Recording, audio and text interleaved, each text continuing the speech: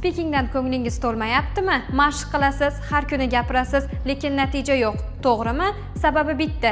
Sizda yetarlicha input yo'q. Input degani miyangizni inglizcha fikrlashga o'rgatadigan asosiy manba. Grammatika bilan gapira olmaysiz. Sizga real inglizcha tovushlar, tabiiy ifodalar kerak. Men sizga top 5 manbani aytaman. Ular orqali siz yodlab emas, sezib gapirishni o'rganasiz. Videoga like bosib, saqlab qo'ying. 5-inchisi eng muhimi. Celebrity interviews, haqiqiy aksent, jonli reaksiyalar, great big story, qisqa lekin ilhomlantiruvchi hikoyalar, modern wisdom, faylasuflar bilan chuqur suhbatlar. Last week tonight, murakkab lekin kulgili ingliz tili. Jordan Peterson, fikrni tiniq, mantiqli ifoda qilish uchun zo'r manba.